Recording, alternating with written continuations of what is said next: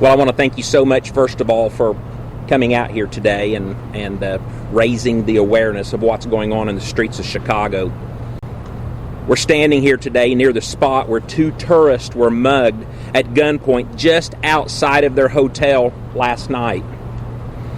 This is not a test. This is a wake-up call. Chicago is living the purge. When criminals ravage at will and the cops are told to stand down. J.B. Pritzker and his cohorts in mayhem are directing the film. With his Safety Act, J.B. is set to unleash the purge in neighborhoods all over Illinois as of January 1st.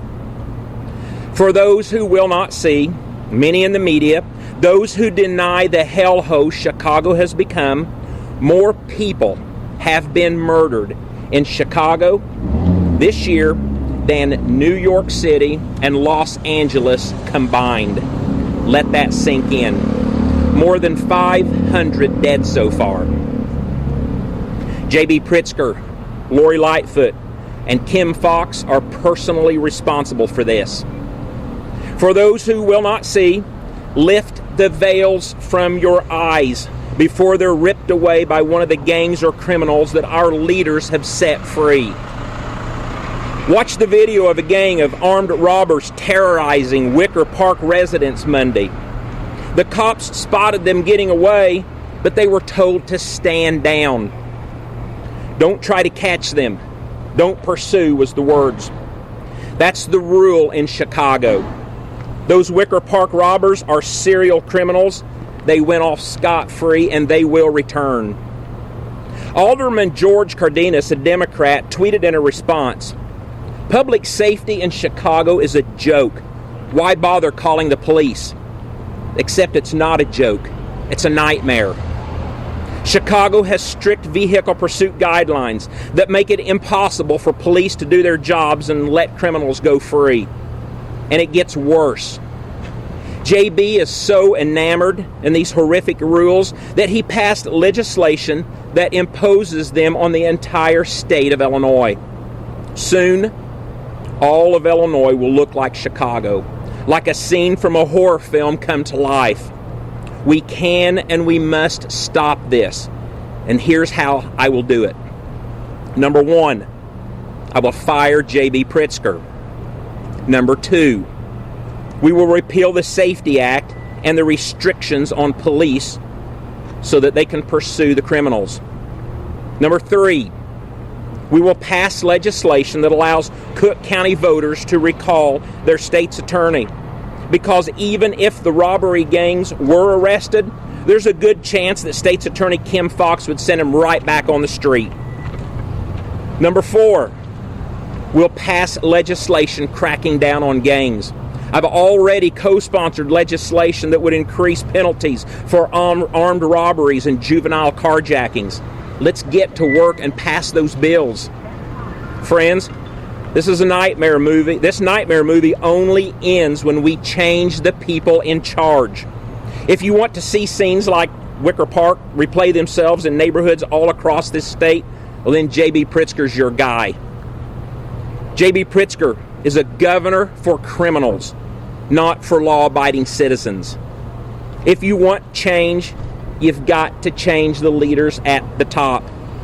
Residents of the once world-class city of Chicago, people of Illinois who want to stop Chicago's nightmare from spreading across this state, I call on you to join me in my bid to restore Illinois and return safety and hope to our people. Again, thank you so much for being here today, and I'll take some questions. Senator Bailey, on Saturday you spoke at a Palestinian organization, and there's some Jewish groups who have expressed concern about that. You spoke in front of a map that erased the state of Israel, depicting the entire region as Palestine. The map labeled Jerusalem as the capital of Palestine. Jewish groups have kind of looked at this as accused you of a pattern of anti-Semitism, coupled with your comments comparing the Holocaust to lives lost during abortion. What's your response to that? I strongly support Israel. I always have and I always will. But I will listen to everyone who wants to come to the table and talk. Okay. Okay. And you also said during an interview with Palestine TV with a Palestinian journalist that you questioned the constitutionality of legislative measures backed by Governor Pritzker to counter the boycott, divestment, and sanctions movement against Israel.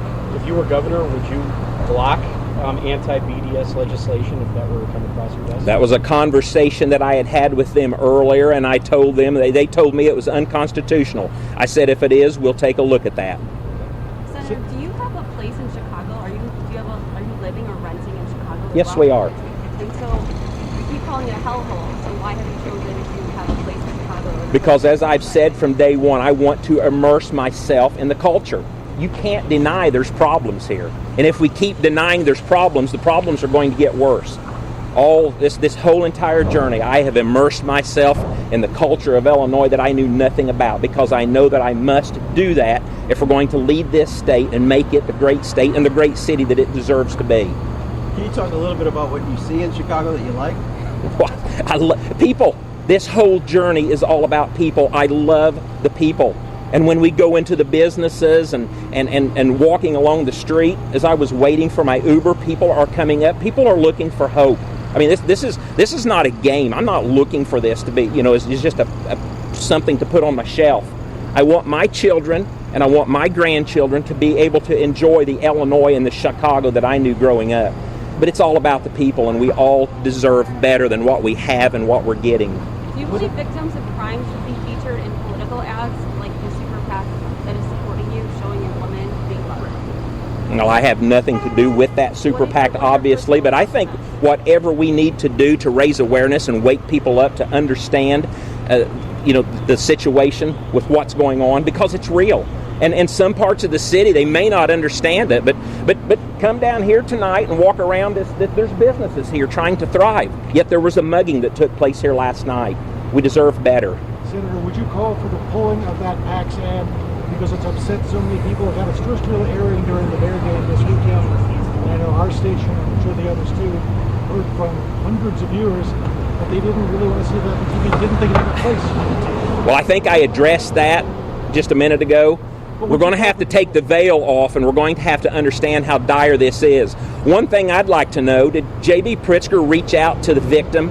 Did he reach out and ask that victim if they were okay and ask about their concerns? To my knowledge, he didn't, and that's part of the problem. Did that PAC reach out to the victim and ask for her permission to use that skirt? I have absolutely no contact with that PAC. To my knowledge, it's illegal for me to have any contact or any say whatsoever. So what they do on their own. Do you support what they do? What they do on their own. They're supporting me. If they are making crime, helping make people aware of what's going on, I think that's a good thing, because things aren't going well here in Chicago or Illinois. When are you going to start running television commercials of your own? Well, if you'll remember in the primary, we were late showing up, and the people who were early spent their money foolishly, I believe. So the ads are coming.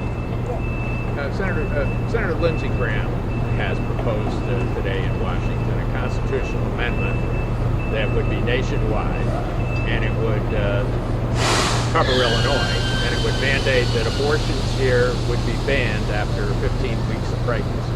Would you support that? Or Well, do you think it's too soft? I'll have to look at that. I haven't looked at that. I want to remind people in here in Illinois that women are well protected and cared for, and nothing is going to change here in Illinois regarding abortions, as Governor Pritzker tries to throw me in that category.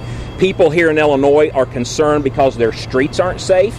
They're concerned because their taxes are too high, and they're concerned because our schools are failing. And we have got to focus on what unites us first, and that is exactly what I'll do. Senator Bailey, it's pretty safe. Would you support that kind of ban, a 15-week ban? I will. The legislature would have to bring that to the table. So if the legislator brings that to the table, then we'll have that conversation. I don't see that happening anytime soon. All right, thank you guys.